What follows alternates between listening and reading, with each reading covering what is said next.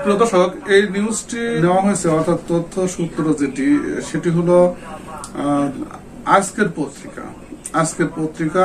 এখানে হেডিং করা হয়েছে রাষ্ট্রীয় পাটকলে কেন এই দুরবস্থা। এটি গতকালের নিউজ, অর্থাৎ 3 অক্টোবর এই নিউজটি প্রকাশ হয়। পাট এবং পাটজাত পণ্য উৎপাদন করে বিদেশে রপ্তানি, এছাড়া দেশে পাটের চাহিদা বৃদ্ধি। প্রিয় দর্শক, এছাড়া পাট শিল্পকে সামনের দিকে এগিয়ে নিতে প্রতিষ্ঠিত হয়েছিল বিজিএমসি। এর আন্ডারে 26টি জুট মিল চালু ছিল, কিন্তু 2020 সালে এই সরকারি জুট মিলগুলো বন্ধ হয়ে যায়। প্রিয় দর্শক, বন্ধ হওয়ার পরে সেখানে তার আন্ডারে কিন্তু একটি পাটকলও বর্তমানে চালু নাই। কিন্তু দুঃখজনক বিষয় হলো যে এই যে প্রতিষ্ঠানটি এখনো টিকে আছে বহাল তবিয়তে, এবং সেই সাথে এখানের যারা কর্মকর্তা কর্মচারী তারা কিন্তু প্রতি মাসে বেতন নিচ্ছে। এতে কিন্তু বড় ধরনের লস হচ্ছে। প্রিয় দর্শক, আসুন আমরা দেখে নেই যে এই সংক্রান্ত কিছু তথ্য।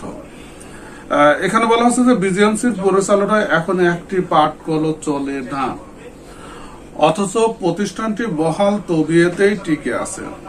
বিজিএমসি এবং পাটকলের কর্মকর্তা ও কর্মচারীরা বেতনও পাচ্ছেন নিয়মিত। প্রতিষ্ঠানের আন্ডারে কোনো পাটকল চলে না, অথচ সেখানের কর্মচারী কর্মকর্তা তারা কিন্তু বেতন ঠিকই নিচ্ছে।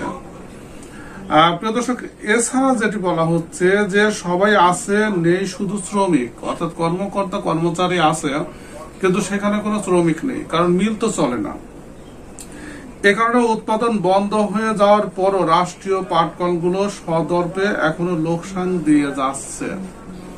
উৎপাদন নাই, মিল বন্ধ, তারপরে কিন্তু এই লোকসানগুলো যাচ্ছে পাটকলের। কারণ এই কর্মচারীর পিছনে অনেক টাকা বেতন দিতে হচ্ছে।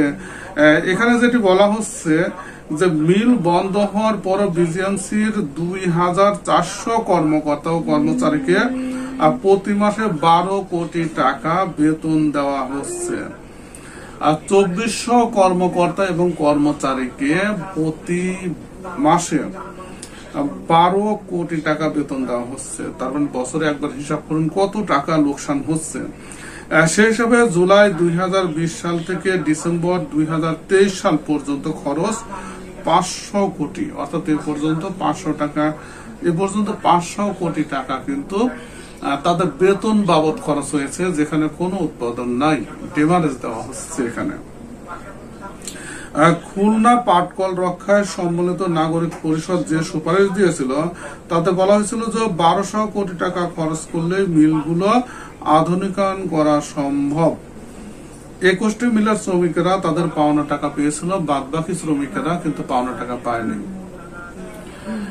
প্রিয় দর্শক, এই যে মিল কর্মকর্তা কর্মচারী তারা বসে বসে বেতন উঠাচ্ছে, অথচ 1200 কোটি টাকা প্রতি বছর এই সময়ের মধ্যে কিন্তু 500 কোটি টাকা অলরেডি খরচ হয়ে গেছে।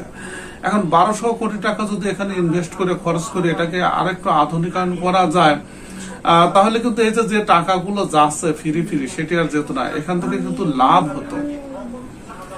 প্রিয় দর্শক, সঙ্গে থাকুন মাই ফার্স্ট কবুতর ব্লগ চ্যানেলের, তাহলে পাট সংক্রান্ত যাবতীয় আপডেট আপনি জানতে পারবেন। ভিডিওটি দেখার জন্য আপনাদের সবাইকে ধন্যবাদ জানাচ্ছি।